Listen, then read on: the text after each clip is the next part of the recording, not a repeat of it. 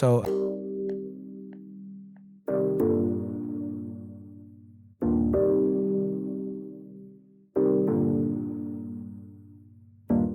Shorty wanna hang with them boys from the Black Report. Sit back and listen, cause it's time for the Black Report. Yeah, they get into it, but you know that we getting more. Come on, little brothers, got that in what you playing for. Baby wanna link with them boys from the Black Report. Sit back and listen, folks, you know we the Black Report. Yeah, they going down, but you know we be tweaking more. Come on, little bros, got that in what you waiting Yo, for. yes, sir. what's poppin'? What's bracket? What's happening? What up, little brothers, man? We back at it again. Back at it again, episode 16, season 3. The last time we linking with y'all for this season, the man. final time. Thank you, my friends. Another season in the It's books. been so much fun, man. This season has been a long one, yet enjoyable from start to finish. We've had some excellent guests, man, and each season's been more fun than the last. I had a blast, the very first one we ever did, but now we look back and we, hold 2 seasons after that. So again, I'm just thankful for y'all for tapping in and giving us a platform to talk about a lot of topics that cross our minds from a day-to-day basis, man. But nevertheless, you know what it is, you know the format. We're gonna get to them topics later, but it's time for the current events. Man, it's a lot of them, man. It's getting hot out here. It's getting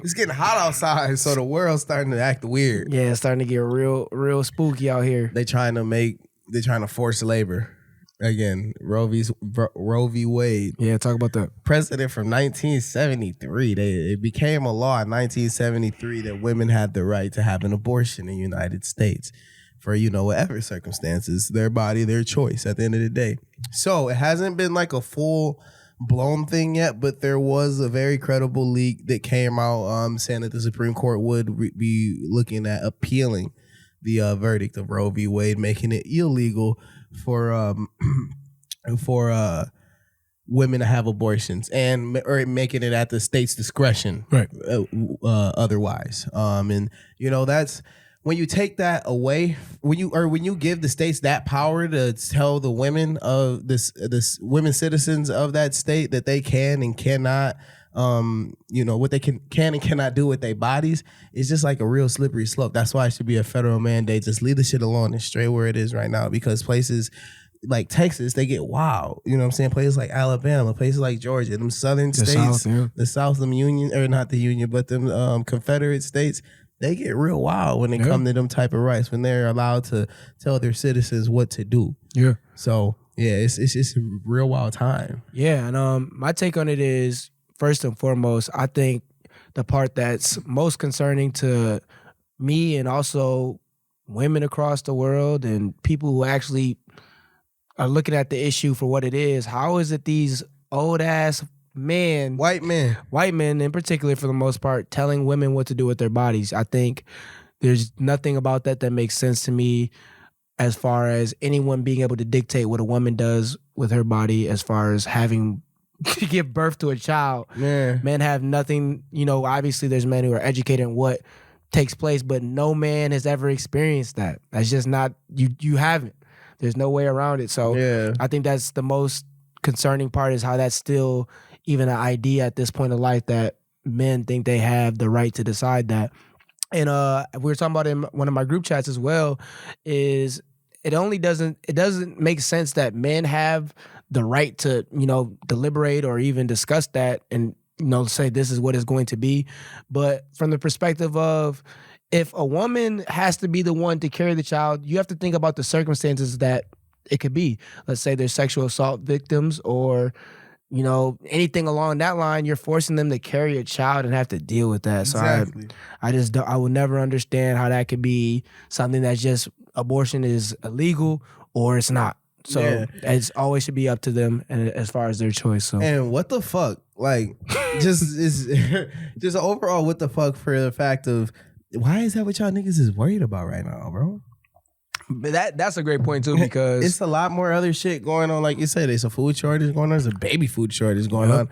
And that's another current event in and out of itself. Just touch on that real quick. There's a fucking baby food shortage going on. There's not baby formula. Man, there's some stupid ass takes out there, boy. On Twitter a couple of days ago, I seen a man. Again, it's these. I don't understand how you this uneducated at this point. I seen a grown ass man say, "It ain't like you can just not feed the baby if there's no baby formula. Like, you can just, every girl can pump. You can just breastfeed. Like every woman can pump. And you fucking idiot. And I'm watching him defend it in the actual Twitter thread, and I just wonder. I really don't understand. There's people who are that dumb and get through life. They think, How do you make it? Niggas ain't never seen white chicks ever. Niggas, your mama breastfeed. That's real life, bro. Some people shit really is like that, bro. Shit not funny, bro. What the white chicks part was, but I get what you're saying. But yeah, there's people that dumb who make it through life, and then I seen this is a woman. I seen a girl tweet. I'm gonna have to go back and find the actual tweet. It's so funny when women are stupid about women's topics. She said you don't have to give the baby formula. You know you can just feed babies water.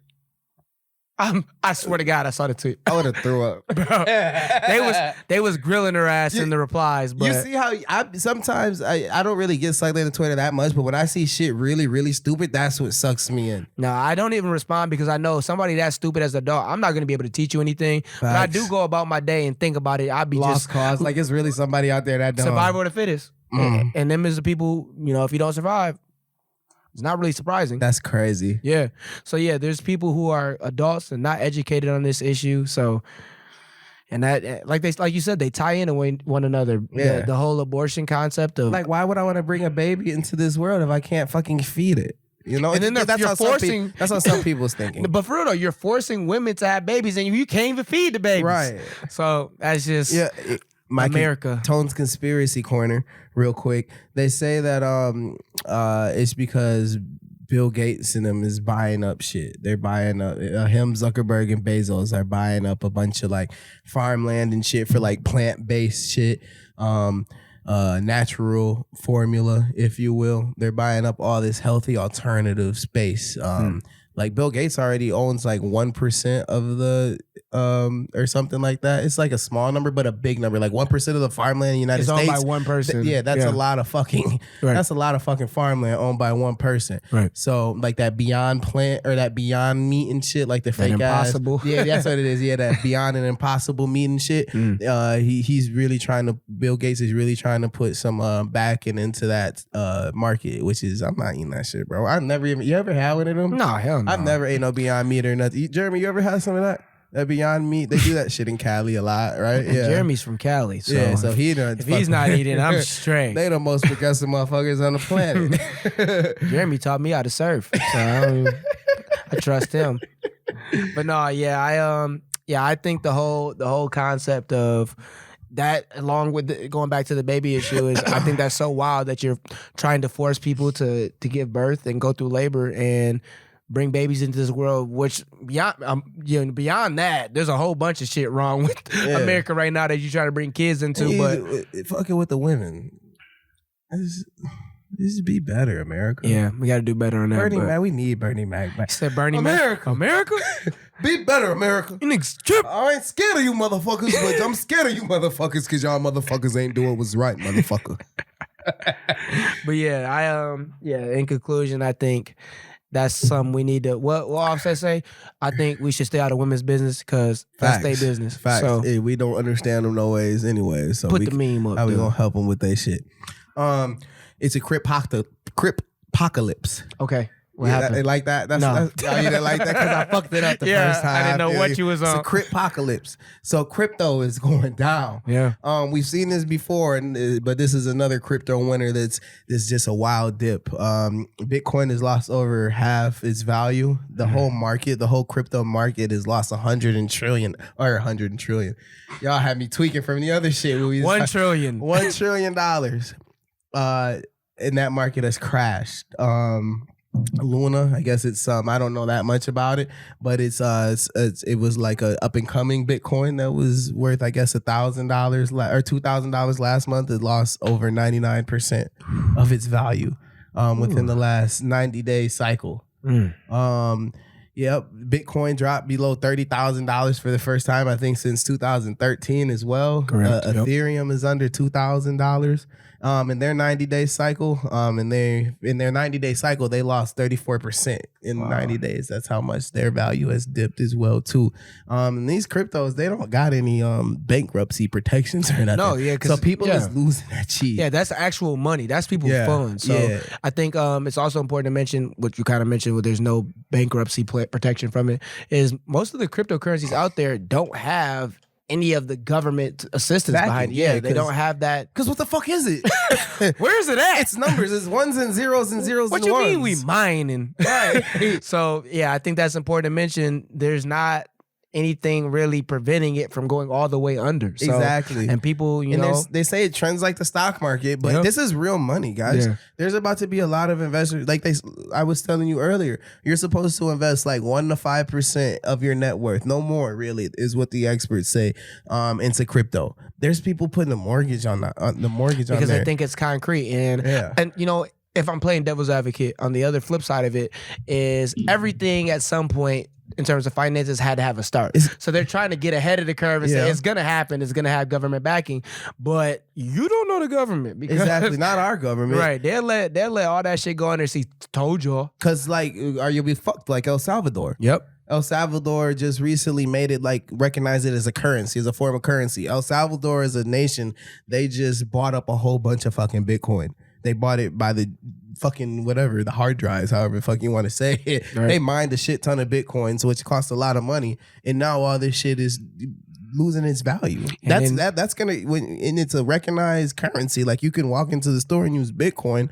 That's gonna crumble some shit, some infrastructure for sure. And that's why my fault. That's why America's not on that board with that shit, because it's not. Was it tangible, right? Or is that, I don't know. Yeah, you're right. Yeah, intangible is when it doesn't go away. But exactly. I guess, you know, kind of going back to your conspiracy theories, that might be why it's going under, because there's a whole nation behind it now. And America on some, if we ain't the first, El Salvador type shit. MS-13, them niggas type shit. So it's definitely something to monitor. Honestly, in my thinking, if I'm, you know, spitballing ideas, I think it will be something that comes back eventually. It's not going to go completely under. I don't think this will be the end of it, but I wouldn't be surprised if it is. Do you think that crypto will ever get to that point where it could be like El Salvador's, you know, fever dream? Will it ever be to that point? Do you think the dollar's always going to be strong as we move? Because, you know, we're moving further digitally every day. Right. You know what I'm saying? I ain't gonna lie. The government, I don't know what the hell they be doing. So I honestly, when you ask me a question about what they gonna do,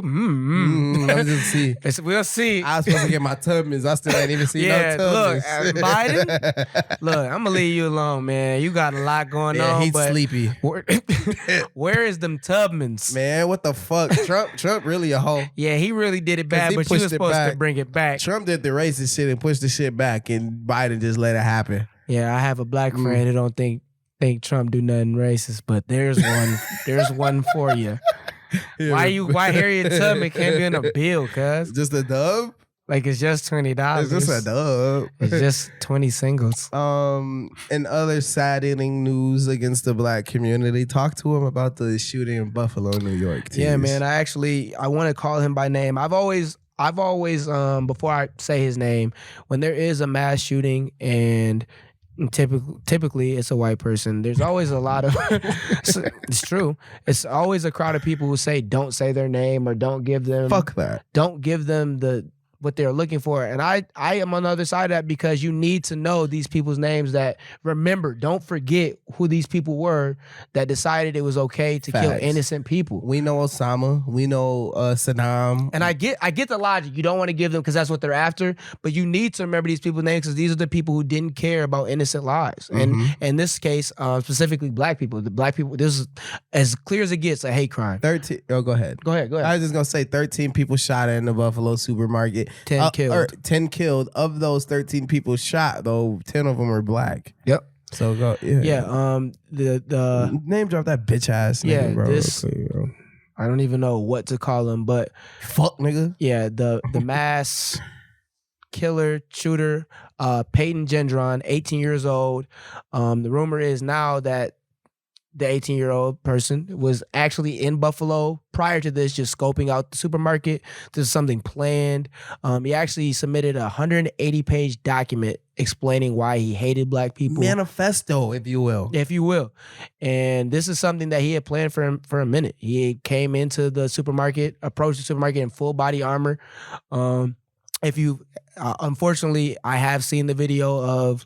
It was streamed on Twitch. Right, yeah, it was streamed on Twitch. He streamed the shit on fucking Twitch. Yeah, I've seen the video, and he actually had the word nigger put on his rifle, and he proceeded to just, I'm thinking about it now, but he really was, like, I can't compare nothing else to it besides Grand Theft Auto. Bro? Yeah, it's not a supermarket. It literally was Grand Theft Auto in real life, but he was killing real people, real families, real loved ones. And the part that really was unbelievable to me in the video is while he was committing these crimes and killing people, he actually saw a white person that he recognized was white and apologized to them and then ran away and started looking for more black people to kill. So I really don't have any words for it. There's people out there who view black people as not human beings, and they view us as marks of terror, targets for violence, and it's not anything I can say behind it, because that's racism that's taught. He's a self-proclaimed racist, though. He was a self-proclaimed white supremacist and anti-Semite, a Jew hater. For you people who might not know what anti-Semite is. Yeah, he was completely against people who are minorities existing in this world, and I'm gonna get into later why there are people in this world that are adults in the year 2022 who don't think racism exists. And I just don't understand how you could even say that, despite maybe the privileges you may have in life or the wealth you have, but not everybody has that. So I'm going to get into that later on people who need to be exposed and shamed for thinking that way. But yeah, in conclusion on this massacre, this hate crime, my prayers are with the people's family. Like, I can't express enough that these are people's real families that had to go into the super, like you said, I'm just going to the store. You never know what could happen at this point in life just being black. These people could just be going to get a few snacks, and now the next thing they know, they're in the middle of the worst moment of their life. Wait, the kid wasn't even from Buffalo, was he? No, he drove 2 hours to commit this crime. This kid drove 200 miles to fucking kill people, black people. Yes. And they took him alive, folks. That's another thing. They took him alive, you guys. As always, it's always these mass murderers, serial killers. Black people, no, these racists. He's being investigated and potentially charged with, after the investigation closes and they compile enough evidence, with what is it? Extremism with like racial. It's an act of terrorism. It's extremism with racial. You know, it's not tendencies, but it's racial fucking intent. The intent is to. You all right, bro? I can't think of the word. I know what you're trying to say. I think now, but yeah, it had racial. It had racial backing. He was only doing this to black people because they're black, and he sees us as less as a people. Yeah. And then they're charging him with hate crime, as well. Racial intent. Fuck. They're charging them with extremism with racial intent and a hate crime. I'm trying all that other shit out. But anyways, yeah, bro, it's just crazy that, like I said, they could just take that nigga alive. Or niggas is getting killed for not having a strap. You know what I'm saying? Tamir Rice, Breonna Taylor, all of them. We know the names over and over and over and over. And that's why, I get what you're saying, but it's like, it's almost not surprising anymore. How else would they take him? It's so blatant.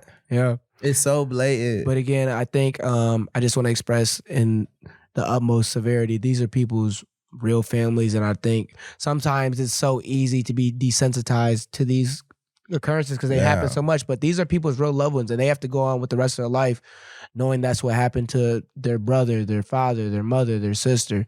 So I can't even, that's wild. And like you said, I think the craziest part was This was streamed on a streaming platform. Like how was the whole thing? I can see it. Was it like the whole thing? It was like 3 minutes. Yeah, it was like so 3 they cut minutes. it off? Yeah, it was like 3 minutes of video. But that's wild. I'm watching people in real life lose their life. Like I don't have enough words to explain how crazy that is. But and he was going through chat rooms and everything, telling people to tap in and all this shit, bro. This was something. And the fuck boy pled not guilty. Well, towards I wonder what his defense is. I wonder what his defense is. Put him in gym pop with all them niggas that he loves so much. You tough, right? That he hates so much. What he saying? Pay the full? You tough, right? Yeah. You'll be all right. Let's see how tough you is. He too hot for the fucking Aryan niggas to even touch him at this point. In jail, because you know they got the Aryan. They'll protect him if they do, but put him in gym pop. I think it's too hot. Free for all. Just figure out what happened. But yeah, man, in honesty, again, prayers to the family. It's free to catch hollows. He's free to see how hollows feel. Don't know who said that. We know who said that shit. We ain't gonna snitch though. Anyways, talk about what's that church shooting in California? I don't know much about that. Man. Again, I don't really know much about this one, but right after there's another mass shooting in California at a church. I'm not America. Not sure who was targeted exactly, if there was any, racial connotations to this one, but there was another mass shooting in California the following day. So I don't, this is literally, I actually do know we're at a record for most mass shootings this year already. I did not know that. Yep, we've set another record. Niggas get off of COVID and get to acting up, want to shoot everybody. Yep, it's one of them years again. But I don't have a lot of details on this one. I know there hasn't been a ton that have been public yet. Was it as deadly? No, because this last one is the deadliest racially motivated. Yep. That last one was the deadliest racially motivated massacre in United States history. Yep. Well, gun violence, I think. Exactly. But yeah, I don't have a lot of information on this one. You have to do more research. But there was right after. It's like you can't even have time to grieve one before you got to look at the next one. It's like almost like I don't know what to do besides you just can't do anything but shake your head, because we know what you can do as a country to prevent this, but you don't want to do that. That's what they don't want to do. Yeah, they don't want to do that shit. Yeah, so again, prayers to all those involved in that one, but it just doesn't stop. It's real life. And prayers to the city of Grand Rapids. It's getting hot outside. You guys are even acting up. You guys are following trend. A badass trend. You guys got to chill the fuck out. But yeah, if you've been paying attention to Grand Rapids, there was multiple shootings this weekend in our own backyard. And I just want to point out, it's only May. So, the hotter it gets, the worse it's going to get. That's my prediction.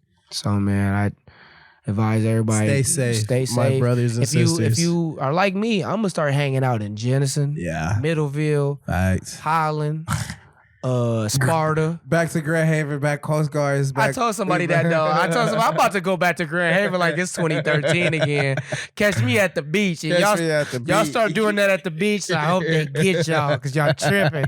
Why are you mad at the beach? Yeah, it's all this sand and water. All this coastline. You want to do that. But you want to shoot. No, for real, man. This weekend has already been pretty violent. It turned 80 degrees and everybody on that. So everybody be safe, man. But yeah, be safe out here, jits. Yeah, is that our conclusion, our current events? No, go ahead. Run us through, man. We got the NBA conference. The conference finals was set this last night. Okay. If y'all didn't know, Tony Glow is a big Mavericks fan. It's been that way. Our videographer's laughing. Jeremy's laughing. Because he didn't know. Because nobody knew Tone was a Mavs fan until...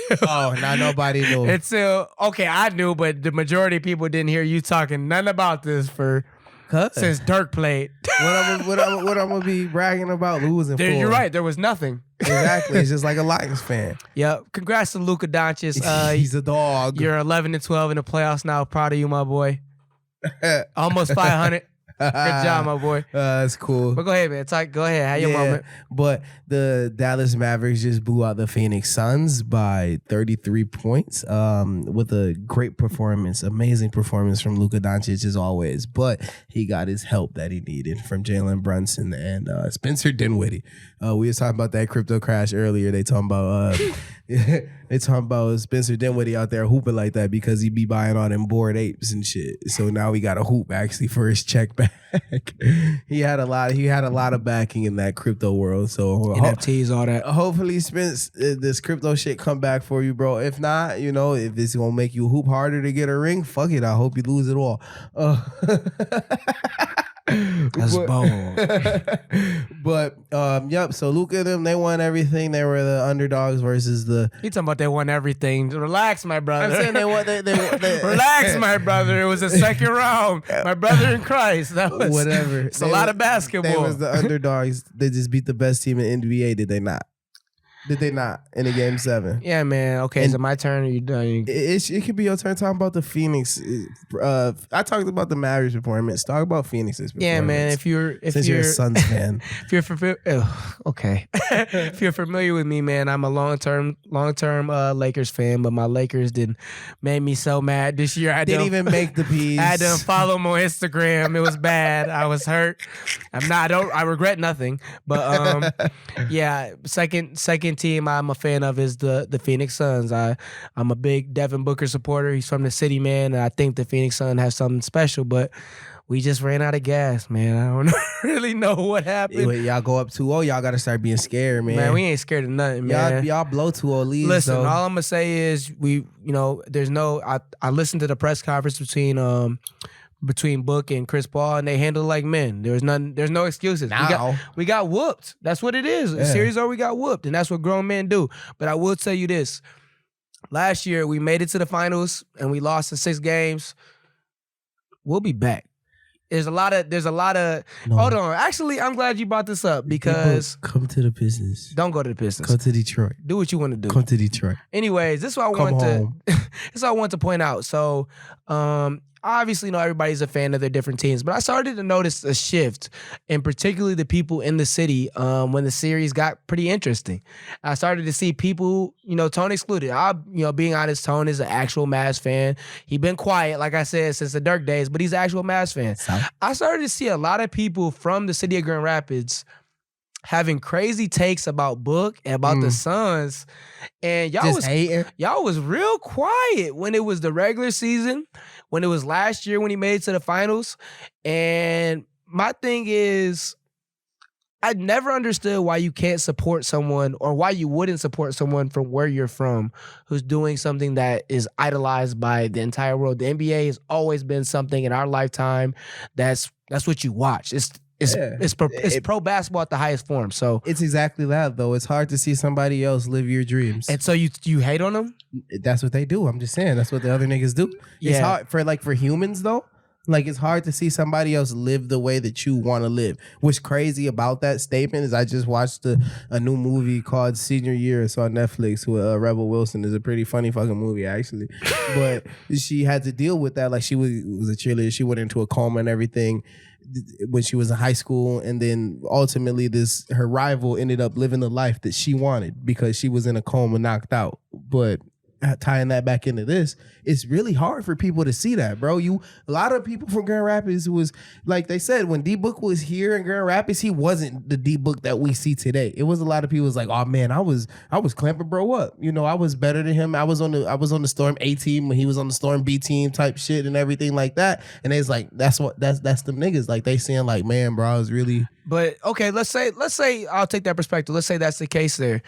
I just don't get how you can't support somebody. That wasn't what it was for you. That wasn't your plan in life. So to see all this hating, and now y'all all posting memes, and you're not Mavs fans, you're not Luka fans, you have no horse in this race, and to see people talking like this and rooting for. I seen people. I'm not gonna name names, but I seen people genuinely rooting for him to fail and happy for him to not make it back to the finals, and that's crazy to me. How many players do we have from Grand Rapids in the NBA? In the NBA, two.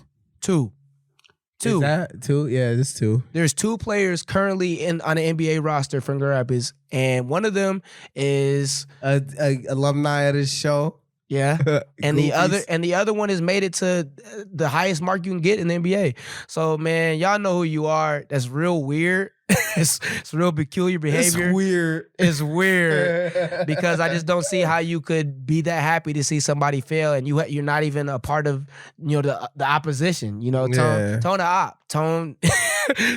He a Mavs fan, so that was Well, I mean, in that sense, I wasn't hate, bro. I was betting on D-Book to get 25. I was sick too. I'm not. sick too. I'm not saying you was rooting against him to. Oh, I see what you're saying. But I'm saying like you had. But I give him exactly. I was betting on him to get 25 because that nigga from the city. He supposed to get his. Yeah, but that ain't shit weird though. Yeah, very. And I had a conversation. That's why my fault. That's why Floyd be like from Las Vegas, Nevada. That's what I was gonna say. We had a conversation with somebody on Twitter today. Like they hate on Floyd, and that's why Floyd doesn't claim he's from here, is because we have a bad knack. Well, not me, y'all. Yeah. Y'all and your parents. Yeah, have a bad knack of hating on people that went where you couldn't go. And I just will never understand that because, if somebody's going to put us on and they don't have anything wrong, I'm just saying, y'all couldn't get there.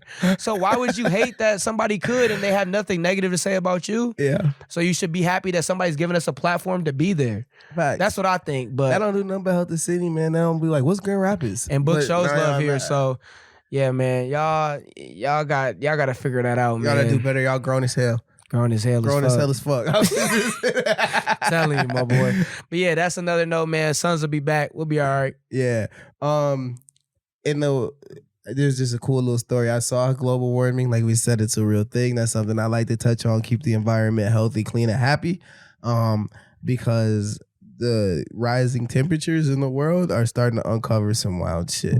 The sea levels are lowering, and there are starting to be like graves of bodies from like the past, starting to like mass graves are starting to be like unsubmerged from like former bodies of water, like lakes and shit like that. Yeah, like Lake Mead. I forget. I think that's in Utah, kinda. I think, or somewhere called Lake. I didn't hear that part, Pinky. Yeah, somewhere called Lake Mead. They just had like a bunch of bodies just were unearthed after the fucking lake lost some of its water level. And then if you go into the mountains and shit, you ever think about people who climb Mount Everest and don't come down? It's not funny, but like actually, like where they had went? They're there still. Okay. Like they don't nobody come get them bodies for real, bro. Okay, there's danger zones when you get to those mountains where like it's steep. Like those bodies are lost, and like there are people getting there, and like there were frozen bodies literally are being unearthed and uncovered. Frostbitten, frozen bodies because. For one, they got, snowed on for all this time, but now it's getting warmer, so now it's melting, and then you're finally starting to see all these bodies. Wow. Now, it's wild.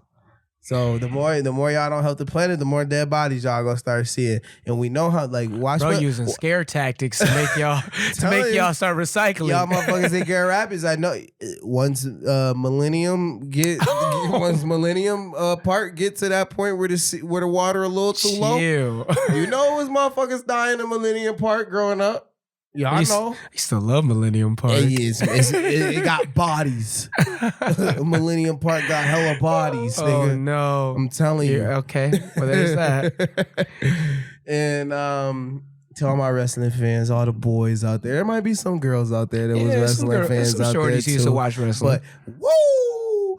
The Nature Boy. He a Michigan fan too. I forget that he be with Harbaugh and them too, for real. Ric Flair at the age of 73 in July will be fighting his last fight. What do you think about that? Ain't that crazy? Like you said before earlier when I brought it up, you said like, damn, I thought he'd been. I was gonna say I haven't watched.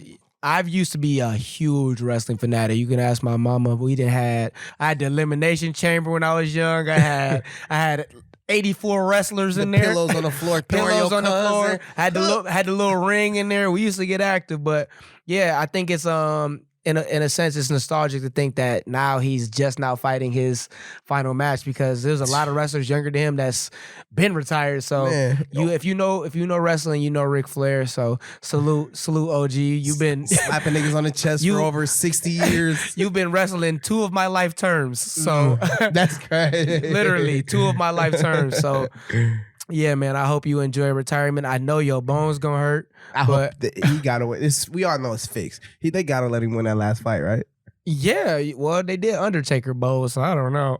They let Undertaker lose in WrestleMania. They was tweaking when they did that. But what if you could bet on? I wish you could bet on. It's fixed though. Well, how this shit fixed? Honestly, they just never should have told nobody it was fixed.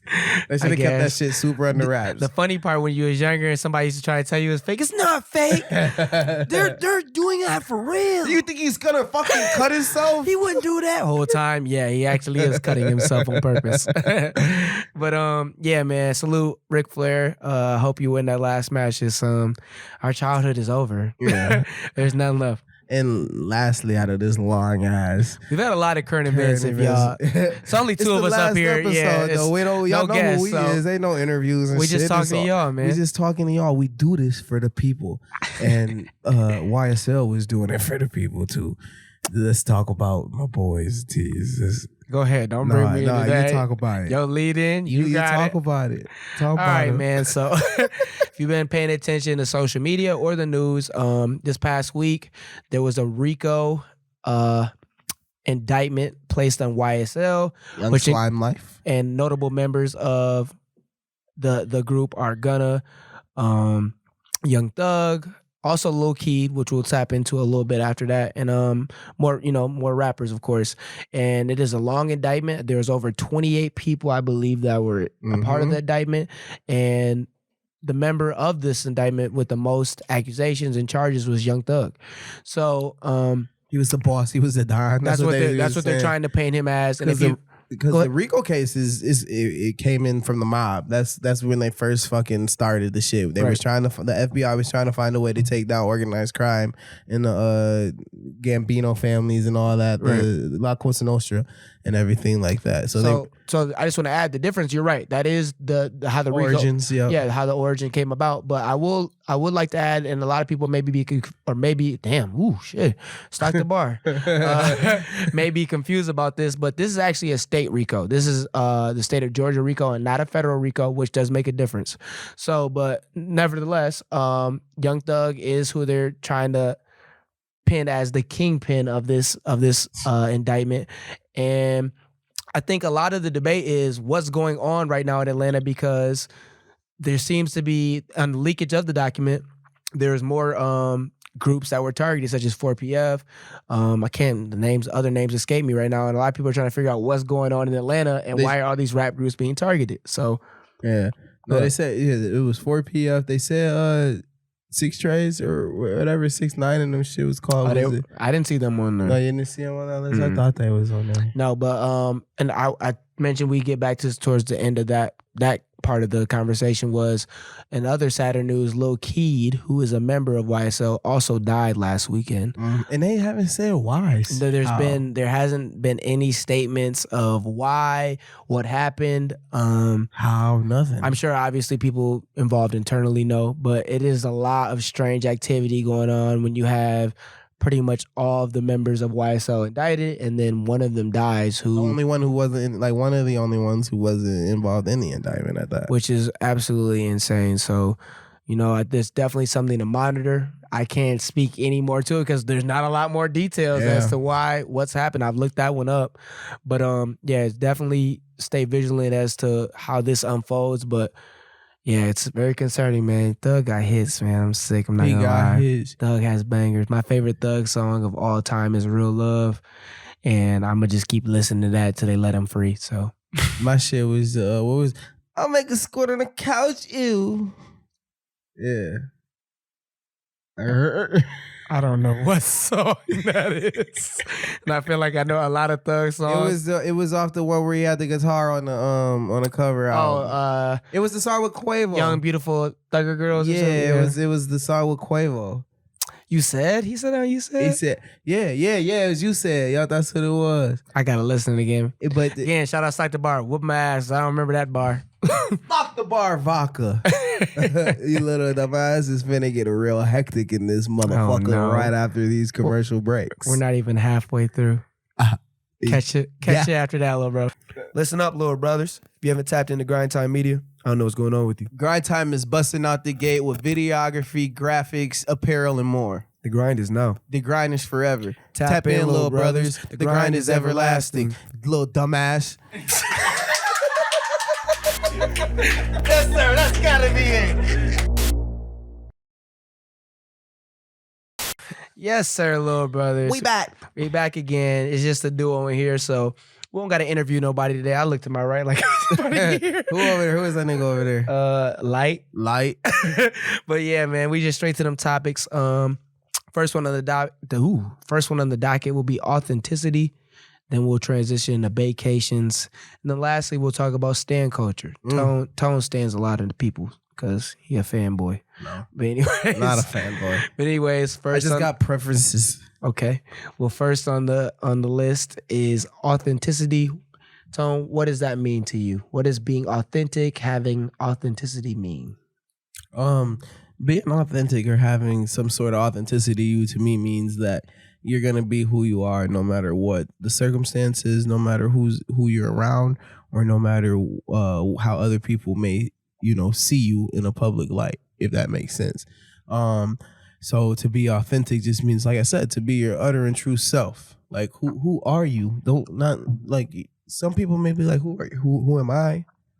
Tony Glow, Antonio, on this podcast, but I'm exactly what you see. You know what I'm saying? He's not lying. With me and with bro, you see what you see on here is what you're gonna get. You know what I'm saying? We not making $20 million Spotify deals off this podcast and shit like that. Not yet. Yeah, not yet, obviously, but like we're not when we get to that point, it's not gonna be no different than what it is right now, because who you are is ultimately gonna be what makes you the most money. You know what I'm saying? You get to a point, I feel like in fame, that's where a lot of people go wrong in fame, is they get to a point where they start seeing this money come in and everything, this influx of money, or they just started off their platform, completely the wrong way, being what they think people want to see and not necessarily being themselves. Right. I like that better. Yeah, exactly.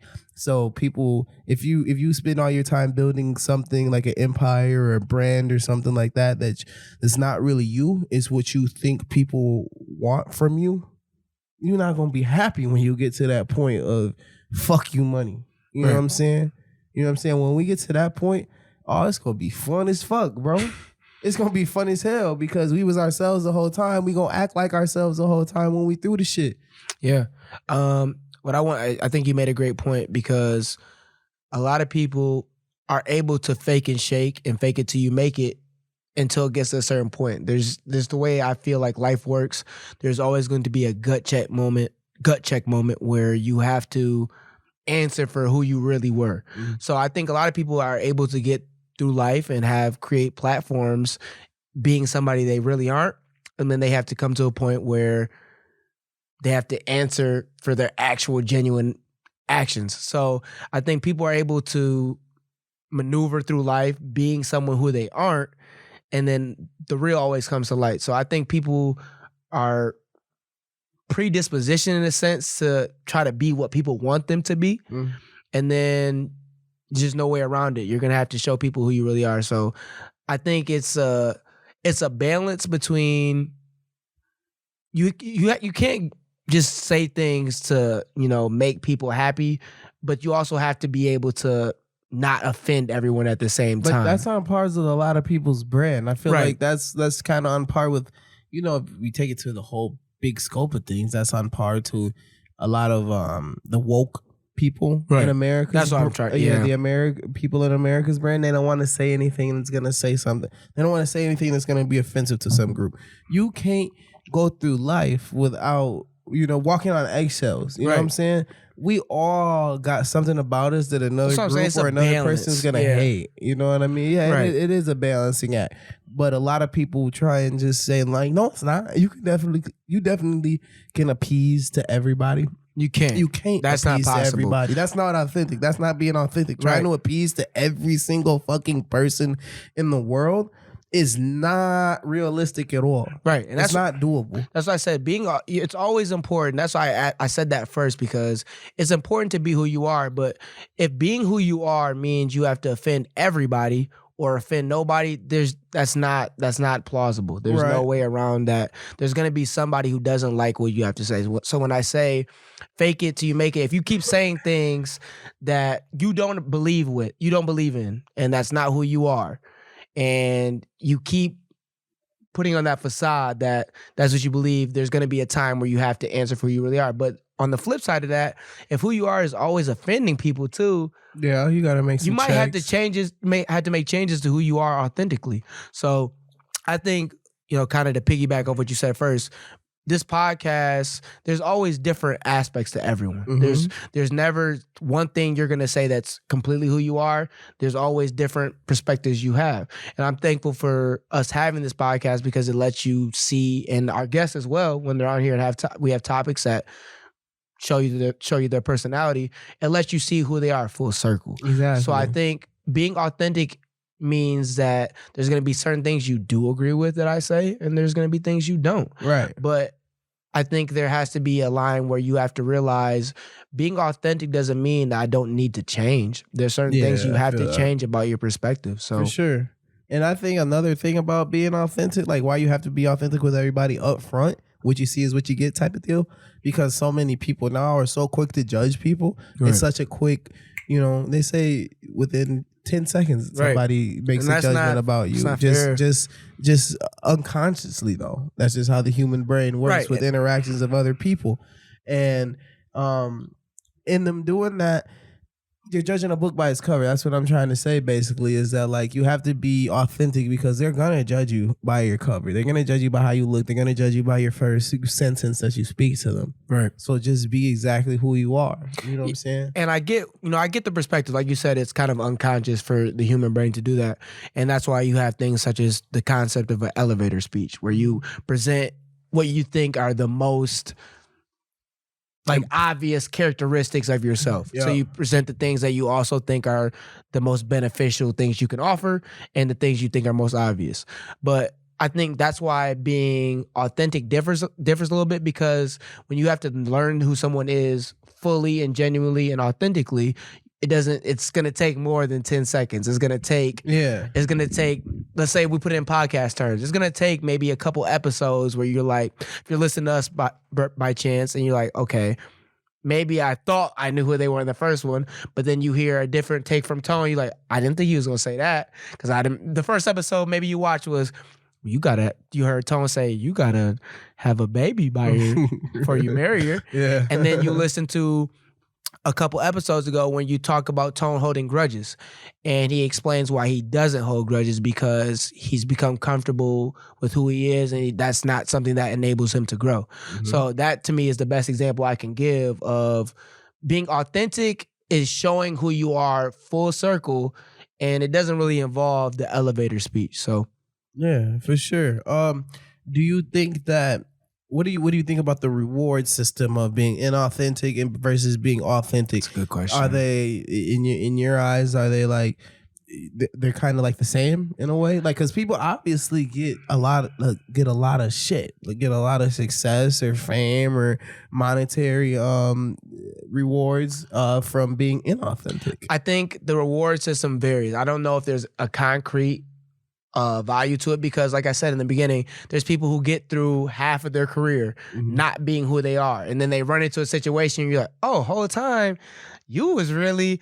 So I think it varies, because and it kind of intertwines with our previous topic of cancel culture, because you find out who somebody really is, and now they no longer have the monetary value that they used to, but they're already rich, so they're like, does it matter? Does it not? But I think in short answer, it varies, because you're able to get places if you can fake it long enough and be good enough at faking it. And that's why I said that first. Because I think maybe just the optimism in me, I think people who are real and genuine always find a way to prevail. But I could be wrong. I like to think that way, but there's probably, I hate to think this way, like as I said, I love to think that we always win. But on the flip side, it's probably people who's real their whole life, authentic, and died not happy. And and that shit to me is the most depressing. So that's not like that's, I don't like that statement, but it's the facts about it. It is. But what I was gonna ask you kind of ties into my next question. I was gonna ask you is like, is there really any circumstances where it's okay for you in your thought process and in your principles of life and everything to be inauthentic? Is there ever a viable time for you to be an inauthentic person? complete transparency, I feel like in terms of my background, I went to my whole family's black. Everybody's black. 3 black grandparents at least? 4. Dumbass nigga. That was funny. But yeah, all my grandparents are black, parents are black, cousins black. Obviously I got some mixed ones in there, but you know how that go. But I've been, and then tie that into, I went to a private school, as far as elementary through high school. So I've been in situations where I feel like I realized something was said that made me feel uncomfortable, especially when I was younger, maybe elementary school, middle school. And instead of saying that really bothered me, I let it slide because at that time I'm a middle school or elementary kid. And I'm like, that wasn't cool. So I would kind of count that as me not being authentic because I knew it wasn't right what was said and I knew it bothered me. But I didn't, authentically, I knew if I was being completely authentic, I should have said, you can't say that. But you don't really know how to address those situations when you're younger. What about now at this point in your life? Yeah, you getting chin-chin. Grown-ass man, swear to God. Don't do no passive-aggressive racist ass shit to me no more, bro. But, so I would say, I guess if it counts, maybe before then, and as I grew and became who I am as a man, I had moments where I was like, all right, authentically, I'm not letting that slide. I'm going to say something. Yeah. But previously, before then, I've had moments where I felt like I wasn't being authentic and I should have said something. But like I said, you're a middle schooler, elementary schooler, and people say something that's condescending or, like you said, borderline racist. Yeah. I didn't check it. But how about you? That's a great ass question. It's just some shit you just can't stand for, man. Like, we've been in situations, where like, say, if there's, in my... in my life and everything and how my principles are built and everything, we both come from single mother households. Yep. I don't really like to see women be disparaged in any way, especially black women at that, no matter how many jokes niggas make or anything like that. But like, you got to protect black women in my mind and my sight. And there's been situations where I've seen black women targeted and I might not know that woman in any shape or form or any way. I might have had a 5-minute, 3-minute conversation with her, you know what I'm saying? But I'm gonna protect this woman if I see that she's in any danger or anything. Like when it comes to hitting women or anything along the lines of that. Like if I just see a nigga beating on a woman like in the street or something like that, bro, I'm gonna stop my car, bro.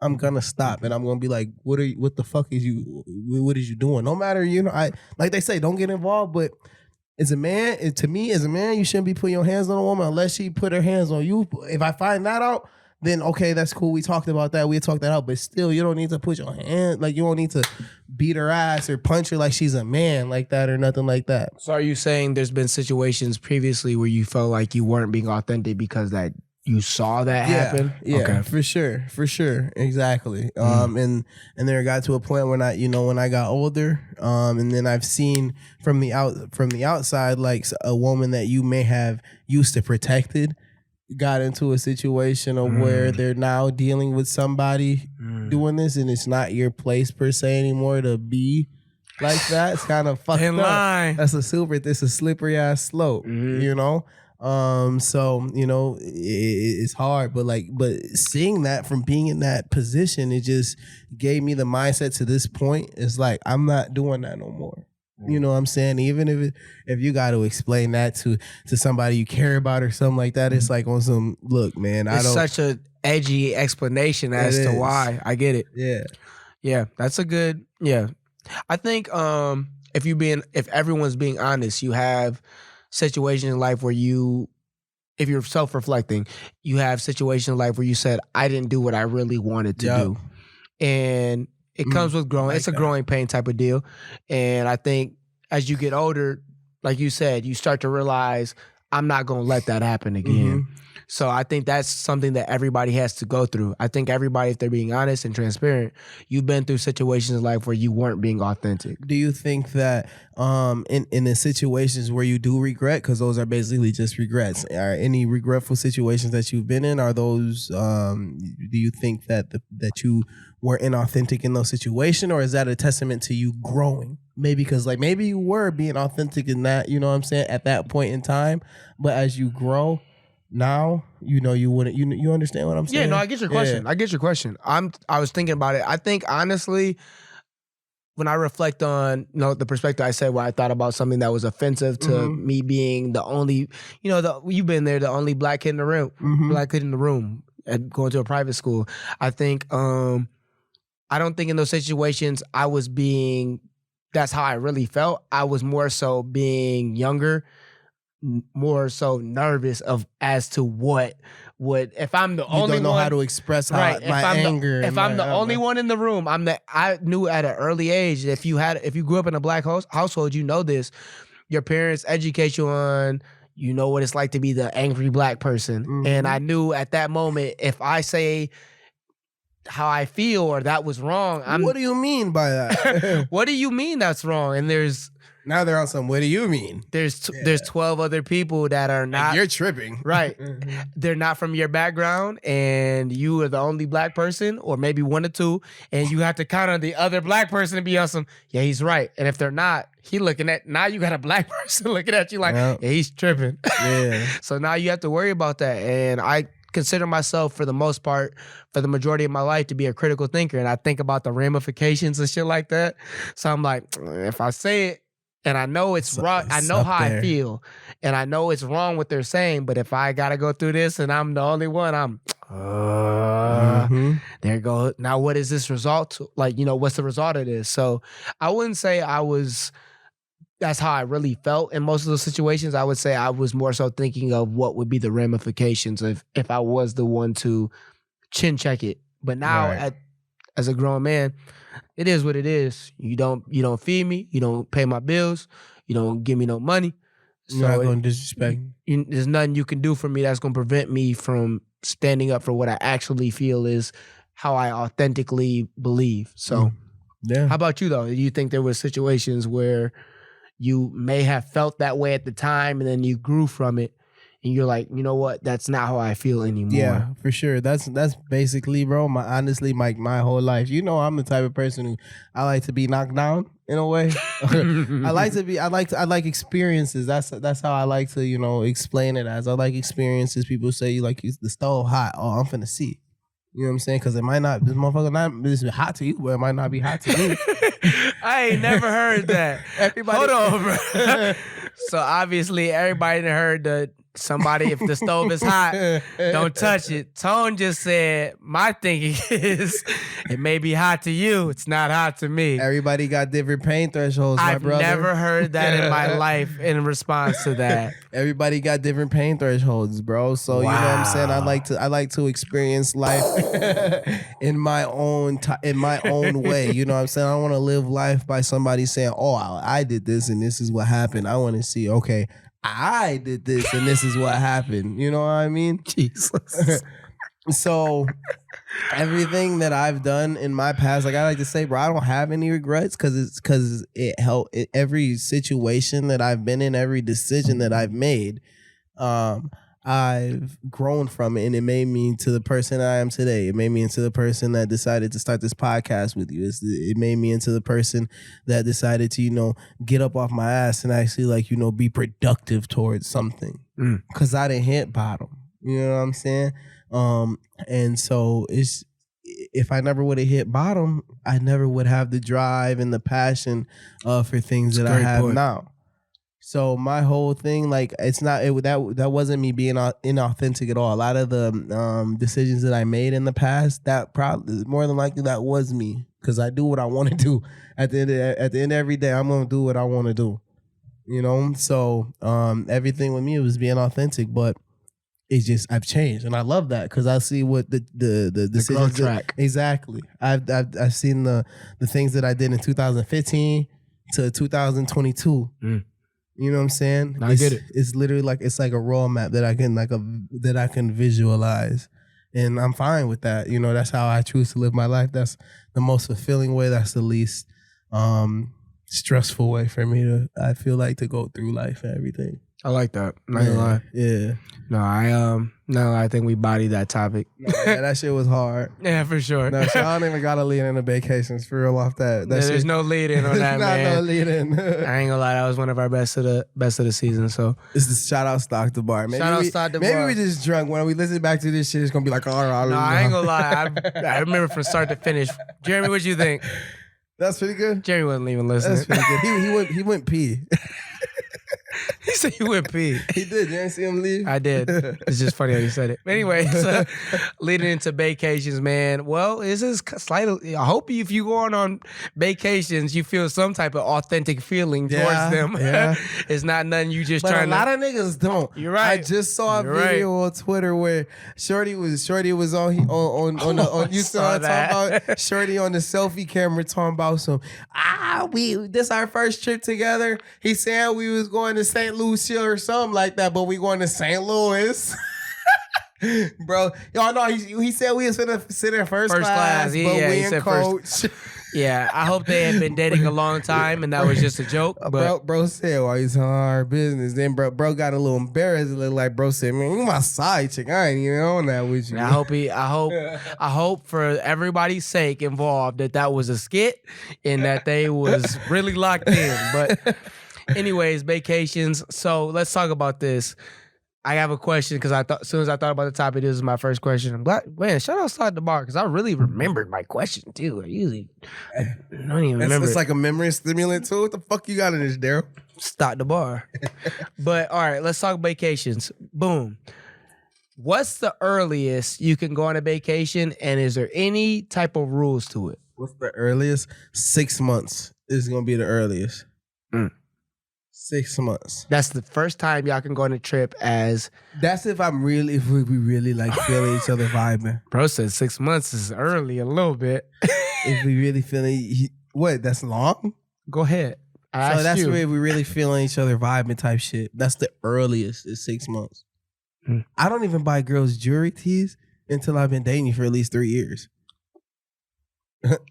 Go ahead. So I'm just telling you, that's facts. My shorty has not got no lick of jewelry from me, bro. Oh my God. Go ahead. It's almost there though. It's almost there.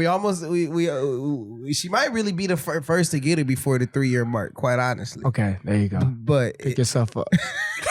She know. Okay, I'm not hiding nothing. She know. You're right. Authentic, bro. What you see with me is what the fuck you gonna get, bro. So, what was your question? No.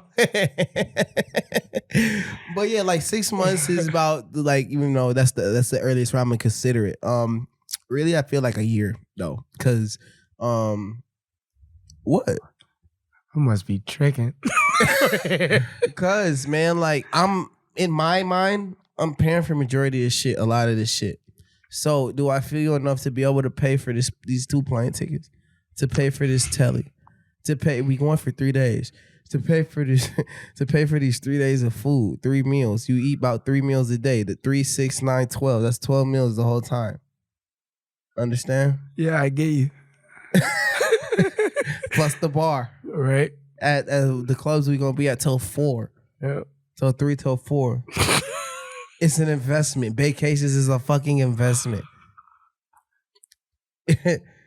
And a vacation is me and the girl that I see as my shorty. A vacation is not me flying a girl out or a girl flying me out. Well, it's bae. That's why I said bae is not. This is maybe this is key. It's not your girlfriend. It's not your wife. So it's not your girlfriend. Oh, okay. But it's your bae. It's your bae. And I know the line gets a little blurry because sometimes you talking about still 6 months. We talk 6 months. Still 6 months. So fair. Still bae. That's still. Okay. I still get the same type of timeline and everything like that. Your girlfriend is bae though, so I feel like that your girlfriend is bae. But you can be bae before you girlfriend and boyfriend. I like that. It's true. I like that. I'm not taking no shorty out though. That's not my bitch. Okay. I mean, all right. I'm not taking no shorty out the state. That's not my bitch. Okay. So now I have to ask, can you go on a vacation in state? I don't think you can. Yeah, you could go. Michigan is different. Niggas going to Traverse. That nigga knew. I think I probably almost said it. That's why. We is going to Traverse City. Buddy going up north. Can't make it up. But that's Michigan. Pure Michigan. Pure Michigan. We could go on vacations to fucking 3 hours away from the crib. What the fuck is you talking about? And we still here. We still got a Michigan. Look at this zip code. It's still a Michigan zip code. Still a Michigan zip code. The tax rate is still the same, baby. Wow. It's still 6%. This is craziness. Okay, fair. What about you? You talking about? I ain't gonna lie. You giving them 2 months? It sounds because you said 6 months. 6 months is not long. If I really like you, he's coming. He's taking it. If I really like you and I feel everything there, we might got a month. We going somewhere. That boy falls hard. I feel like that's what that means, bud. I don't know if I do. Listen, so let me clarify. I'd say, remember I said Baecations can become before you're a boyfriend and girlfriend. Yeah. So if you're just baes and y'all really like each other, and the way I guess our perspective is a little bit different because I think of Baecations. If we both got paid, where we at? No, I was looking at the battery life. Okay, thing. We're probably gonna change the batteries after this topic though. Okay, but I think of it as if we baes, and I think if we both got chicken. And obviously, I agree with you. For the most part, I'm paying for it. But if we both got chicken and we both got free time, and I really like your energy, I like how I feel about you, and I feel like you feel the same, about 30 days, 30 to 60, and we can go somewhere. And it's more so, I guess the way I look at Baecations is if you don't think it's anything that's preventing it, why we just can't go on the trip? We both wanted to go somewhere, and then we already, vibing, like each other. And I feel like in terms of the second part of my question was, is there any rules or regulations to it? So I feel like, go ahead. As far as what? What do you mean? The whole situation. I feel like maybe there's a stigma. Okay, I see what you're saying. Yeah. Like what I was saying, kind of. What are you paying for? Are you paying for the whole thing? Or is she I wasn't even talking some... about that. I was talking about like maybe to a physical sense. If you going on. You gonna fuck me. You gonna suck this motherfucker. That's what bro want. That's bad. That's bad. That's gotta be consent, bro. I didn't say that was bad. Well, I hope there's consent. I hope. Exactly. What do you mean? I'm finna take you all the way here. What if she don't want to fuck you? And then that's maybe something you have to discuss. But I'm saying, bro, look at me crazy. He like, if I'm paying, but I'm saying if we are able, that's what I mean though. When I say we're on that vibe, like vacation, we're probably, if we're bays, we're probably, well, it's not a probably. We're staying in the same room, type, and we already have that vibe. So I feel like Baecations, in terms of a modern sense, is because "bae" is a modern word. There wasn't nothing that wasn't around before anything else. Yeah, that wasn't involved in the 1990s and 80s and all that. That's a new term, specific to 2018 and plus, I would say. But I think if that's the case, you can take a trip together and enjoy time together. And that's probably something, the physical part, you maybe a little bit of discussion, but I feel like that can happen for me 30, 60 days. But why should it have to be a part of a discussion? That's what I'm saying. Why is you going on a vacation if this is not already understood? This is unspoken. There's unspoken rules. I don't know if that's unspoken. That is unspoken. If I'm taking a plane ride with you, I'm paying for this hotel for you. Bro said he getting some nookie. Something. What Denzel say? I'm leaving this motherfucker with something. Sounds a little. It don't sound rapey. I didn't say that. You was going to. I said something. But I think it's more so up to how y'all. He was a good nigga, bro. Hey, ladies, he's a good nigga, man. He better than I am. But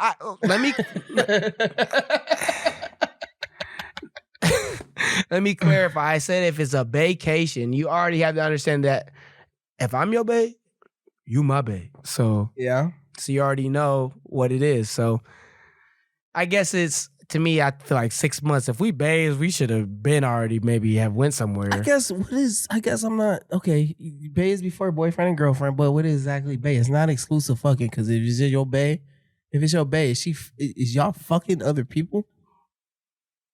I would like to think not. You're not. Bae, so what that tells me is like you're not. Yeah, if you're calling somebody bae, you exclusive to them. But you know how life goes. Yeah. I do. Yeah, I fucking But I do. would think so. I would like to think optimistically in all terms, in all situations. If I'm calling you bae, you're not on that with nobody else. I feel you. That's different for me.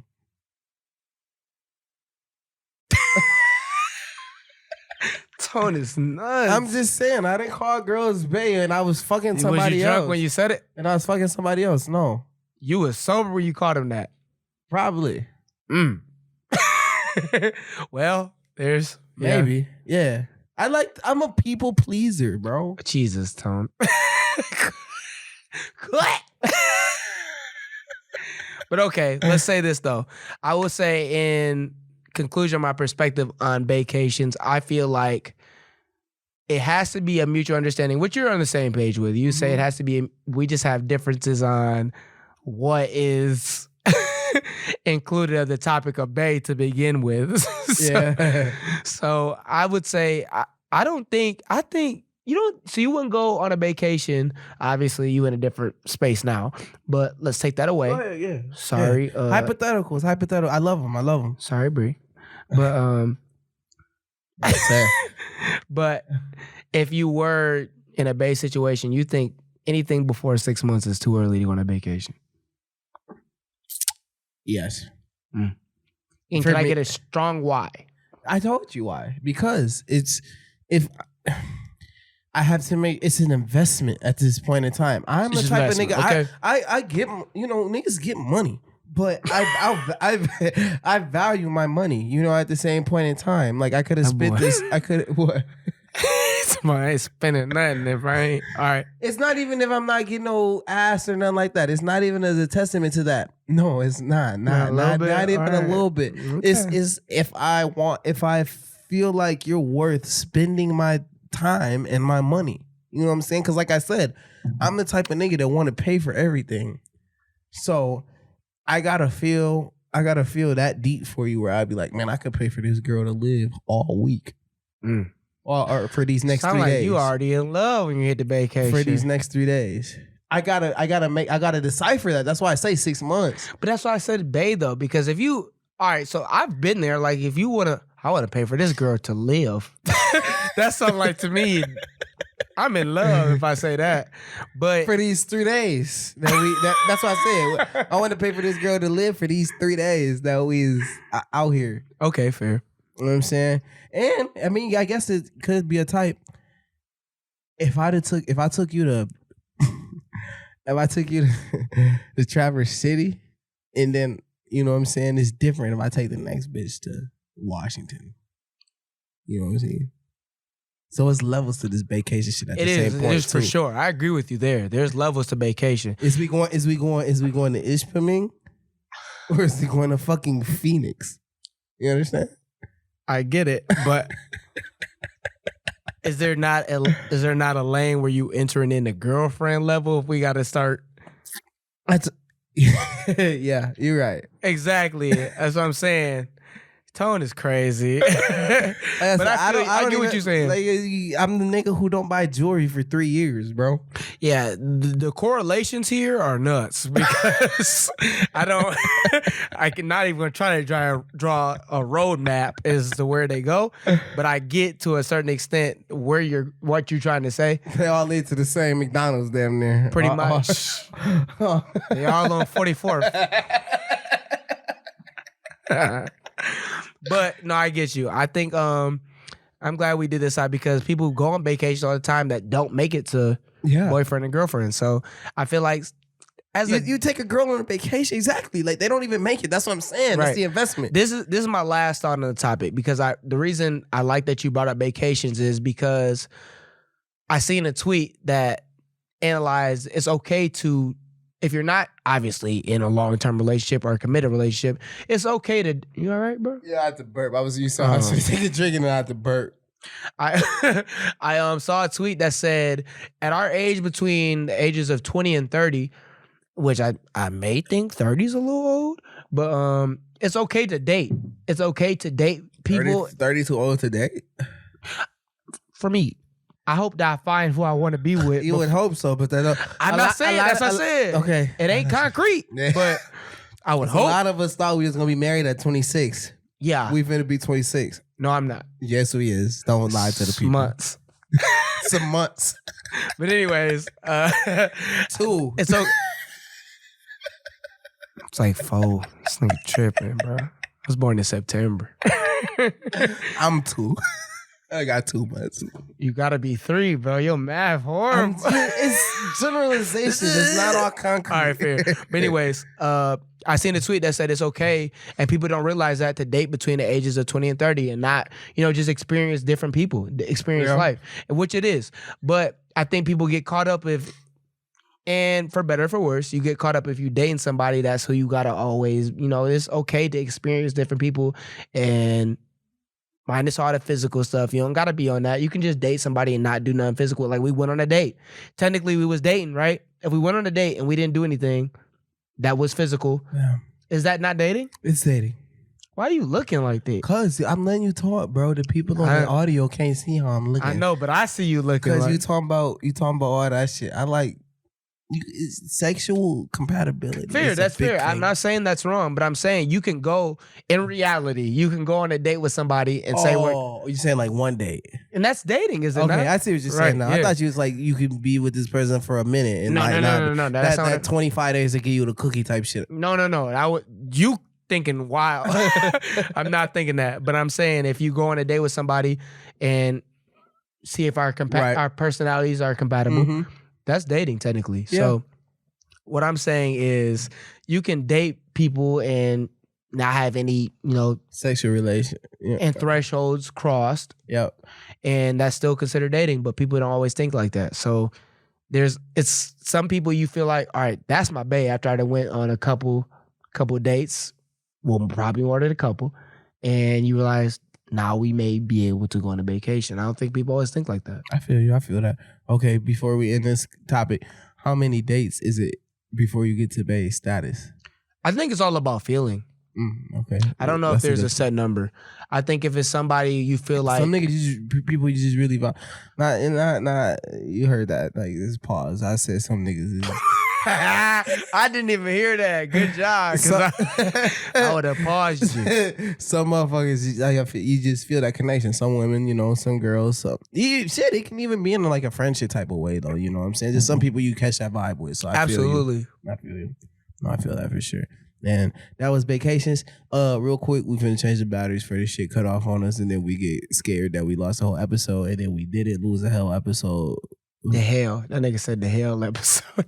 That start the bar. That start the bar with my ass. Yeah. We'll be right back. Stock the bar for having me go sit at a bar somewhere. But we'll be right back. Yeah, I'm definitely going. There you go. There it is. Stan culture, man. Let's talk about everybody has a favorite celebrity, a favorite athlete, somebody I'm not gonna say idolize, but they put on a pedestal to a certain extent. What you was gonna ask me? I was gonna say, who is not even an athlete? It could be anybody. The person you put on a pedestal that you don't know to the highest extent. Stan, like just to be clear, is that like it's a super fan? Is that what that means? That's what it's. That's what a Stan is. Okay, I just wanted to make sure. Yeah. That I just don't know. Shit, fuck you, nigga. But like I said. Like bro said earlier, nigga, Luka that nigga. Luka is the highest person you've ever stand. Oh, ever stand? I said the highest extent. Oh. Damn, that's a wild question. Like, what do you mean? I know mine. So what do you mean? It's a person you put on a position in life that I guess I shouldn't say that you don't know, but more than likely it is. Yeah. Somebody you haven't met, because when you know people in real life, you're like, oh, well, it ain't the same. But somebody you... athlete, a figure, maybe an actor, a celebrity. Okay. In a certain extent where you like, that's my dog, and that's who I'm riding for, to the point where it don't matter what they do, that's who I'm with. Probably, damn, that's crazy. Cause like I like two that I always say, you're number one. Two people I've always really liked. I don't though, because it's two people I've always really liked, like just. from the lore, like the stories that have been told about him, and like what I've seen from him. So from the Al Capone, You're Al Capone stan type shit, okay, and Denzel. Denzel make more sense though. Either or, if you really a stan of Al Capone. But that's what I'm saying. Like I think stans and role models. Like where is the line between a stan and a role model? Because I say Al Capone, yeah, like you said, damn, Al Capone a role model, damn fucking near. Well, if we're going by what I observe to be stan culture, is somebody, no matter what they do, I'm a fan. No matter what scandals or whatever happen, you can explain. I really have two, but I got one who I know it don't even matter. So. Okay. Bron. That's Bron. That's it. Okay. And Bron and Denzel. Okay. Probably. Just because they arguably they're the GOAT in their respective fields. Mm. You know, a lot of people can make a lot of reasons of why LeBron is the GOAT. A lot of people can make reasons of why Denzel is the GOAT of acting. A lot of people can come back with a lot of shit like why they're not as well too, though. You know what I'm saying? So it's just always like a sparring match, I feel stan like. culture, I would say, to interject, isn't about that though. It's about how you feel. Stan culture, when I think of it, it's about, if we're embodying the whole topic, it's about what people feel respectively about whoever they stand. And it don't matter what anybody else say. It's about how you feel about them. If you are speaking from the perspective of somebody who stands somebody. I guess do I stand anybody? This? LeBron to a certain extent. That's what I'm saying, to a certain extent. I would say those are two, Denzel. but only, I guess more so if that's who I had to say, but only you really know if it. Dirk, I'd say Dirk. I don't really know if it's Dirk for you. You like Dirk as a hooper, and that's I just got a whole conversation with my people, with the somebody, OGs in my family, talking about Dirk was better than Larry Bird. Fair. But I would say Stan is more so, this is a superficial. Maybe I don't know. Maybe I'm not a stan of nobody. I would say this may be a superficial fact, but if you'd had him as your background before, or you was on some, you just was, man, y'all remember when bro did that? Like, that's somebody you. That's crazy, because the last motherfucker that I had on my background, I might not have no stands, bro. Maybe you don't. Honestly, I feel you. Like, I feel like everybody should have one, maybe. But like what you saying, like how you're defining it is like on some like I can't think nobody, cause like I don't really be putting motherfuckers on my background like that. Like I feel you. Like I'm just saying that's like a superficial thing. I feel you though. I feel what you're saying though. Like in the grand scope of things and everything like that. Like somebody I can just like defend everything that they're doing, no matter what it might be. And what's yours? It's Kobe for sure. Kobe Bryant. I do that. Kobe Bryant is somebody, no matter what the case is, scandal involved, I feel like I can still support who he has been as an individual in his lifetime. I feel like that's somebody I can, in any sense, you'd say something crazy about Kobe, I'm ready to argue. You ready for it, huh? Yeah, and if you make me mad enough, it really be that. It really be that. You throw hands for Kobe? Yeah. Yeah, for sure. Especially now since he's dead. Yeah, and you start saying there's certain things you could say about people where you know you shouldn't have said that. Yeah. So I would think, yeah. But I think when I think of stan culture, to circle the whole topic, I feel like there's people who stan people, especially if I think of Twitter. There's people on Twitter who. The people got fan pages and they saying crazy takes that you may think is not even true, and they know isn't even true, but they riding behind that because that's who they support. Right. So I think stan culture is more so about embodying full-fledged 100% belief that's my guy or girl. Obviously it doesn't matter, but yeah, facts. Right. That's crazy. Yeah, thinking about hard about it. This was my topic. Damn near. I don't know. Like I would think it's Dirk. You think Dirk is somebody you fully stand on? He don't be having no wild shit for me to be. You know what I'm saying? It don't need that though. I don't think it need that. It don't. No, I don't think it has to have some wild shit. But if it did, you would be on some. Nah, Yeah, I would. he innocent. I got enough. Yeah, exactly. I got enough evidence to prove bro innocence. I got enough. So Dirk is yours. Yeah, I'm standing Dirk for sure, and damn near Luka too at this point. And like I said earlier, Denzel as well too. And for real, Malcolm X. When do you think? Because that's another thing. Like beta hasn't always been a term. When do you think being a stan of somebody, Standing, has taken off? What do you mean taken off? Because it's not always been a term. It's not always been like you ain't ever heard Super fan. It's just our version of super fans, right? But I feel like maybe with social media and maybe the generation we live in, it hasn't always been a thing too. Obviously, there's Michael Jordan super fans and Kareem, but like now that you have so many platforms to express how you feel about somebody, do you think there's been a turn that maybe now that's where super fan or the term stan has become a thing? I say for Ye followers, Kanye followers, that he has a lot of stans. Kanye can't, in the eyes of a lot of people, bro, Kanye can't do no wrong. That's facts. Jesus, I guess, like when a lot of niggas, when he came out with that shit, bro, niggas was like, bro, what are you talking about? Jesus, what are you talking about? And they ate it up. But they ate it up. That nigga is really Jesus for a lot of motherfuckers, bro. No, I'm for sure not a Ye stan. Yeah, but I think that's who. Yeah, Ye niggas like That's a good Ye. The Beehive, Beyonce, Nicki Minaj, the Barbs. Ain't it funny how they all got different like because names? we're thinking now we're rolling because we're thinking of people who we think as stans. Yeah, the Barbs is wild. If we flipping over to somebody that ain't black, definitely the Believers, Lady. I don't know what Lady Gaga fans are, but she got them too. Neither. She got a lot of them motherfuckers. Gagas. I don't know. Gaga. I don't know. I would say somebody who's a white male. Elon Musk has stans. He do. Wow, I've wild. seen That's it. a wild. You seen it, huh? I seen you. What is the Elon Musk stand? They stand by his perspectives. What's his perspectives though? Like what? A little bit wild. You think Elon Musk is wild? Yeah. Why? I ain't gonna do him. Well, okay.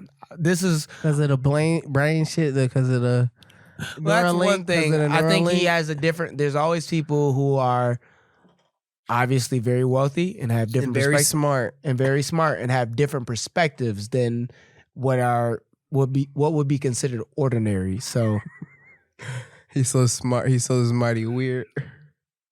You said it, I mean, but it's true. So Elon Musk has stands for sure. Yeah. Okay. That's so. What do you? Why is this? Like you said, like is this something like we've never seen before? You feel like where people are holding these celebrities to a high standard, but people have been holding celebrities to a high standard since before the internet. You know, right. Like Mike had the world in the fucking vice grip, bro. Michael Jackson. Yeah, if we're gonna rewind a little bit, he had niggas in the fucking vice grip. I think was he the first there was the first real stands. Interracial. Iteration. Oh, I think he's called him interracial. He damn near is. No, he not. He look like it. But was Mike the first motherfucker with stands? You think actually? Him and Elvis Prince probably. Oh, that's the deep 50s. You going to the 50s with it? Yeah, Elvis. Yeah, okay. If I had to guess in terms of pop culture, Elvis. But I would say if social media was around when Michael Jackson was. Michael Jackson would have had the greatest stands, and there's still Michael Jackson stands. So you think stands is much more of like it's platform based now. It's like much more of the birthing of, or not more or less the birthing, but it's a product from social media. Absolutely, stands come from social media. Not only because the term comes from social media, but because the magnitude it can reach. If you are somebody, it doesn't even matter the age. If you're somebody our age, and there's people who are older who have Twitter now. If you go in there now and the motherfucker, hold on, before you keep it where your thought was at, you said motherfuckers our age, we 25, motherfuckers older than us, 30 type shit. We made Twitter, nigga. don't let these young niggas, what do they call it, Gen Zers? No, they're ruining Twitter. Yeah, these Gen Zers, TikTok is they shit. That's they shit. TikTok, they shit. Twitter is our shit. The narcissistic, like dark ass humor and like everything like that. That's Twitter. That's our generation. But go off. I just had to let that be known. No, like, we made Twitter. That was pretty much my point. I was just gonna say, being in the generation that we're in, we're kind of, to use a basketball term, we're kind of tweeners. We're like right in between of facts. 96 between being obsolete and not understanding it. Obsolete. Yeah, for real, and not facts, understanding it for the most part. And then we have the generation that's younger than us that's all they know is social media behavior. Yep. So I would say, Michael Jackson, if Twitter was around when Michael Jackson and everybody was passing out when bro was just standing there, That's bro would get on stage and stand and everybody get to crying and passing that's out. Drake. They look at us crazy. That's Drake, bro. Because Drake is the Mike of our era. I had to accept this. Drake is, to me, the greatest artist of my generation, but he ain't Mike. And I think of our generation, I understand what you're saying. I understand. So you're saying, he's not the Mike of our generation? You don't think? He is. But I'm saying, that's what I'm saying. He's not Mike, obviously. But that's he not making. He might have made bitches fall out though. For sure, he absolutely has. He's made girls fall out. But I will say this though, if we're trying to compare apples to apples, and we look at Mike, what he was doing literally, and what Drake can do literally, I think Drake is. What you mean, like the dance? What you mean, literally? Because Mike Jackson just had everybody tweaking. Like everybody. And there's people, that type of haters that Drake got, whether they're warranted or not, Mike ain't had him. Because you was hating on Mike, everybody's, man, shut up. And Drake got people who you hate on and people aren't arguing, whether it's right or it's wrong. I think Drake is the greatest of his generation for sure. But niggas not arguing over I see what you're saying. Niggas not arguing about Mike greatness, but niggas is arguing about Mike Drake. greatness back then. Everybody was like, you was an odd man out. You was. But if you're arguing about Drake greatness, is 2 million other motherfuckers. You can have some other people with, whether they're right or wrong, they gonna tag team with you. So Mike Jackson, I had to understand, even myself, I had to understand what people were saying, because I'm like, Drake is the Drake of our generation. But like, they trying to say in general. Okay, that's Mike Jackson. So Mike had too much love to motherfuckers hate on him, but he still had haters though. It was very few and far between. That's crazy. And that's how what he was though. So how do you? I guess it's a hard point because we ain't even to that point. Like to say like, how do you get to that point though? Like it's Mike Jackson to have stands like that. No, I don't. That's a good question. Let's talk about the R. Kelly stands. There's R. Kelly stands out there for sure, right? Because that's a big testament. Like not even on like just on no wild like clickbaity shit type shit, but like that's like a wild like it really is stands to like. Let's think about it before all the new shit, the surviving R. Kelly shit came out. Let's talk about it from like 5-7 years ago when that Boondocks episode came out. That was way more than 5-7 years ago. Was it? I'm showing my age. Hey? Damn. Okay, so like 10 years ago when that Boondocks episode. Don't do that. It ain't been 15 years, bro. It ain't been 15. Because 15 years ago we was 10. That shit ain't come out when we was 10. We were not 15 10 years ago. Huh? Oh, I'm tripping. Yeah. What's wrong with you? No, I was trying to think 15 years ago. Okay. And that came out before then, though. That's what I'm saying. So the episode. Within the last 10 years, that's what I'm saying. Within the last 10 years, the episode that came out. With you know the R. Kelly Boondocks episode. You know the Boondocks R. Kelly episode I'm talking about though. So before all this new shit came out and everything like that, when they just talk about he's peeing on little girls and shit like that, was he? How did? So he was on Mike level, like you know what I'm saying, like because people was still that was the biggest. I feel like the biggest, like pop culture issue at the time for black people. It was close, but I don't think I think it's accurate to say nobody will be Michael Jackson's level or close to it. So nobody would. No, he will never. There would never be as many R. Kelly stands, Drake stans, Kanye stans. I'm confident in that one. As there was with Mike. Mike Jackson was that popular without social media. Yeah, without even the sniff of social media. I feel that. That's a you can't. Yeah, I feel it. You can't argue that really because he didn't have that. He was through that from the 80s till he died. Till he died. Mike was popping until he died, and I don't even think he had dropped no new music for like 3 years, maybe until he Bro he dropped a collection album, and that boy went platinum. Shit, we already heard. He dropped the album with everything you already heard. Plat. Thanks for dropping that again, Mike. That's crazy. Yeah. So, I think stan culture in conclusion is, if I can put it by definition, it's somebody you will stand by no matter what happens in their life. And you also recognize the importance of their career. Do you think some people may stan certain celebrities because they see a bit of themselves in them? Absolutely. Like let's Kanye. Cause y'all be tweaking. A lot of niggas who feel like Kanye. That nigga like, cause we all like Kanye. I feel you. Kanye is that one weird nigga that, yeah, I feel you. I don't feel him, but y'all do. Ari. You got stands too? Ari Fletcher got stands, but it's a lot of women out there who feel like, if I'm gonna give you one compliment, G Herbo baby mama, the booty is big, bodacious. He said that. I'm gonna say is you have people who feel the same as you. So is that good? I ain't gonna say nothing else, but people identify with what you're thinking, for better or for worse. Okay. All right then. Well, I guess it's time. Speaking of Ari, because she's been Burger of the Week before. Yes. I guess it's time for Burger of the Week. Burger of the Week. Double burger. Me and T, we was talking earlier. I'm gonna let bro go in because we go ahead. We had the same first, 2 burgers. You're gonna have to put the ether on me. You're gonna have to put the ether instrument on me. So first off, Antonio Brown, what is you doing, bud?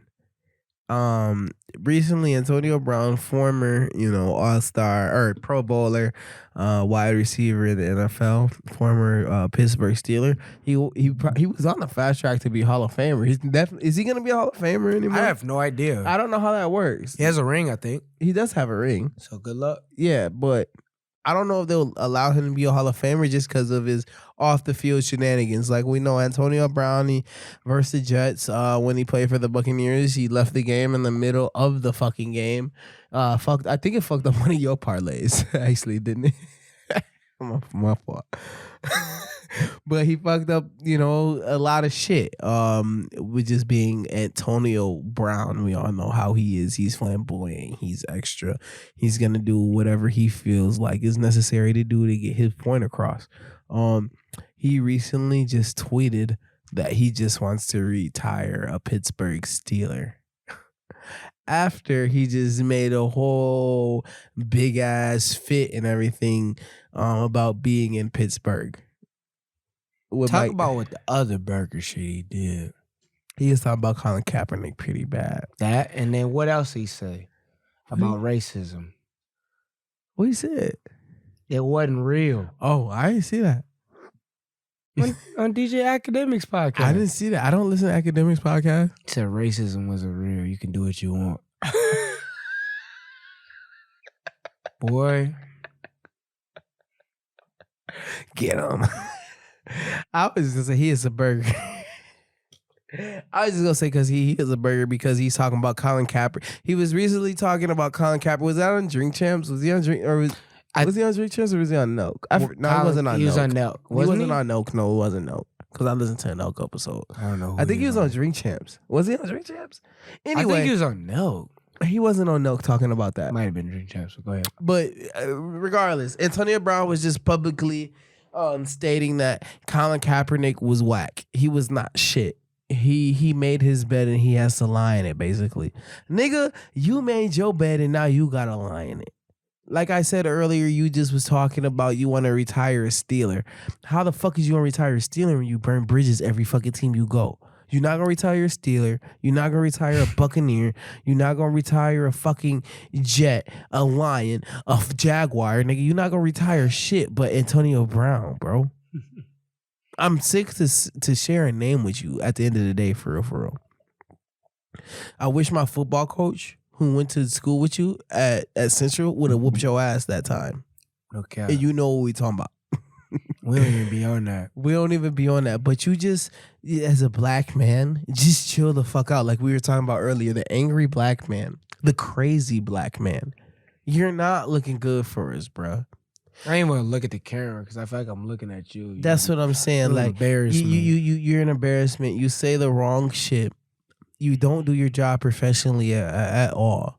You know what I mean? I'm all about talking about inequalities for, black people and everything, but you take it to a whole another level. You're talking down on black men who do nothing but, like Colin Kaepernick, who do nothing but since they've been blackballed from the NFL, he's done nothing but try and bring light to the disparities that black people that black people experience in the NFL and in life in general, and even people that look like him. I'm dark skinned, but there's a whole different realm. But no, not even on funny shit. There's a whole different realm that makes white people feel. You know what I'm saying? There's something that makes white people feel that I can't feel. You know what I'm saying? Like you're stuck in between a rock and a hard place of being white. Oh, you're not black enough. You're not white enough. You don't fucking fit in anywhere. You're right. Being a black man, I know what it's like to not fit in. I ain't gonna say it's harder than being a black man, but it's definitely fucking like some shit that I can't comprehend not being accepted by any group. Because there's definitely black people out there, full black people who's like, bro, you half white, bro. I ain't fucking with you. Right? You know what I'm saying? Well, you ask me. No, I'm saying like there's people like that. There's people because they're not full, they're not full. Like the joke I made with you earlier. Like, do you got at least 2 or 3 black grandparents? No, that's what I said. I absolutely get it. It's people out there who is like, people think I mixed my whole life. Yeah, exactly. And they would treat black. Let them know. My D. Let them know. It's people like that who will discredit you. You know what I'm saying? Like for just being different like that. And, for sure. And Colin Kaepernick, like I said, he's been blackballed at NFL. He wants to play. He obviously wants to play. He said he wants to play. I'm glad you took him, boy, because I would have tore him up. No, but I know how you go tear the other nigga up, so I'd rather take bro. Yep. But Antonio Brown, you just got to do better, bro. You was a grown ass man. I'm 25, OG. You really OG. You damn near. Not your OG. He 35. He not your OG. He 35. But he ain't your OG. Because he just older than you. Because he acting like that, he don't get the OG moniker, eh? And he ain't gonna do nothing to you either. Exactly. Because I don't know what it is about you, bro. I just can't stand you. And I'm glad that you play for the Steelers. Because I don't like the Steelers at all.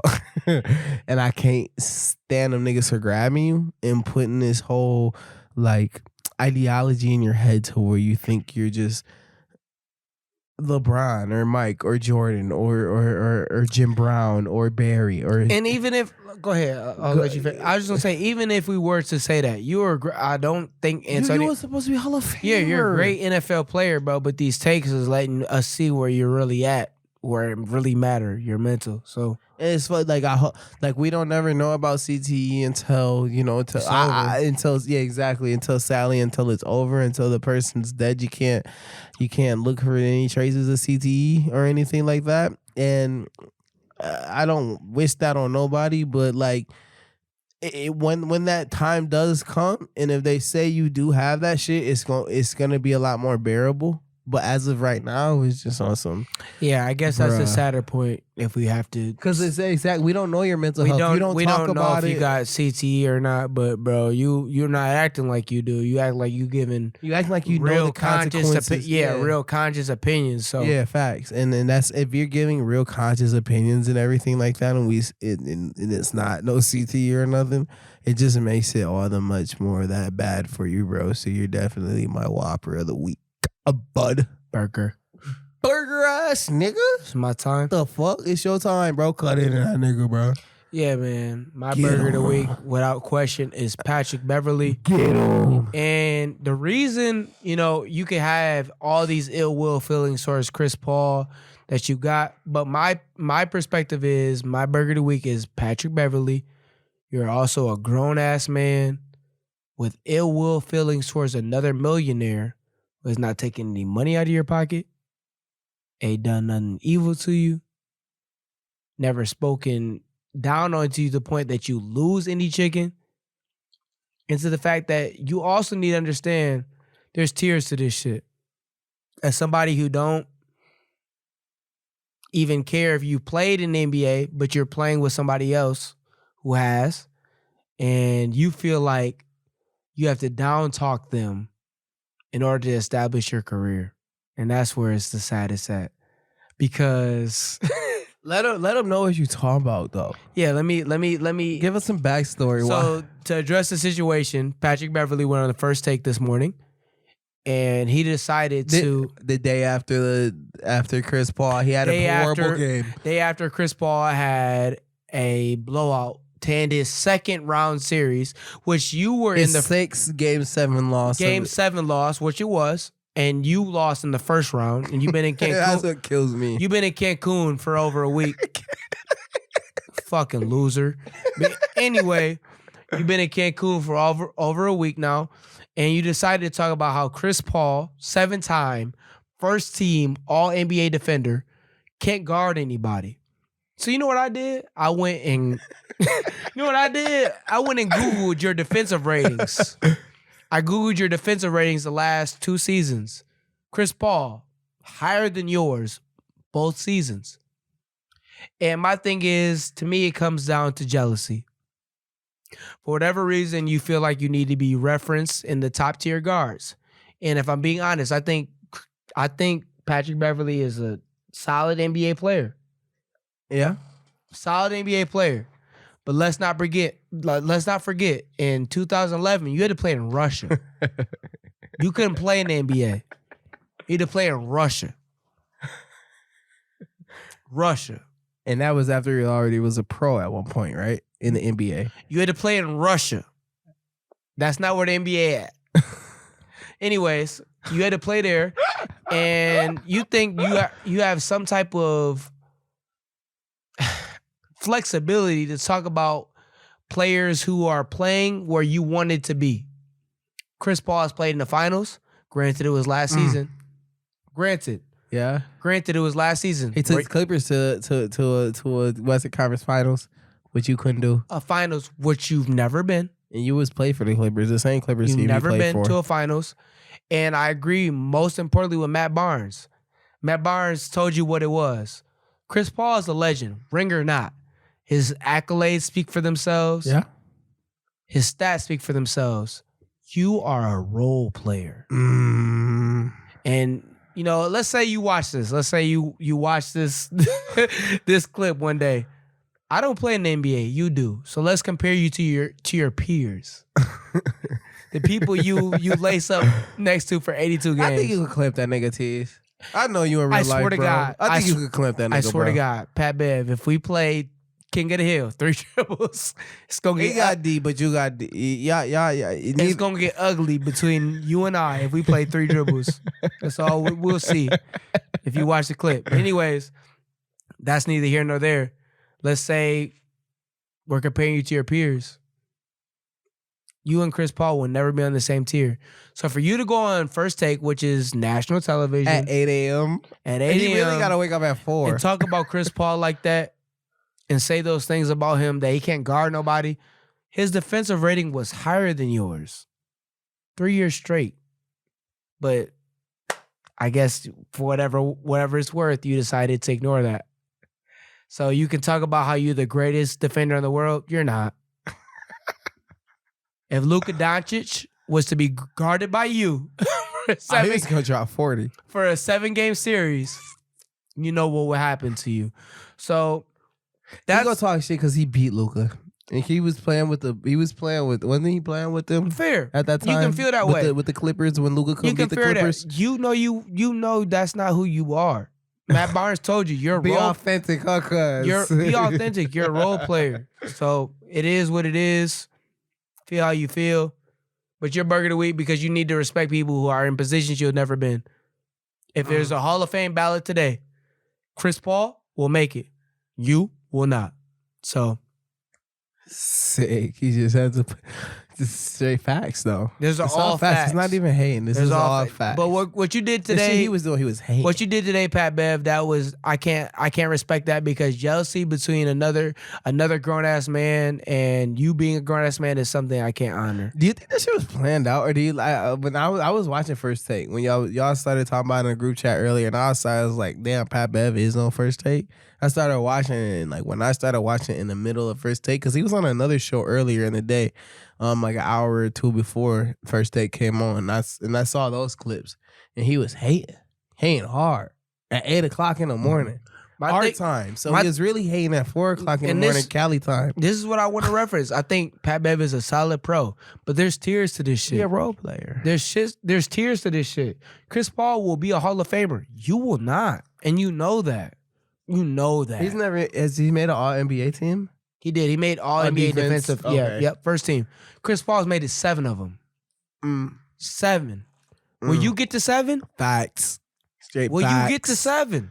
No. You know that. So I think the bigger issue that bothered me was I can't stand jealousy from another grown man to another grown man. What was I telling you earlier though? When people are jealous of Chris Paul. People are living the lives that they dream for themselves the whole time. Jealousy is an ugly trait, my boy. Pat Bev is probably definitely like look at him like he not tall like that at all, but he in NBA. They're the same size. Exactly, that's what I'm saying. Y'all like both people 6'1". was talking about him and Chris Paul and his eyes is supposed to be the same, but they not by any means. Well, you played. They could be. His ceiling, his ceiling is there. Yeah, his ceiling is definitely Chris Paul. Patrick, but his floor is Patrick Beverly.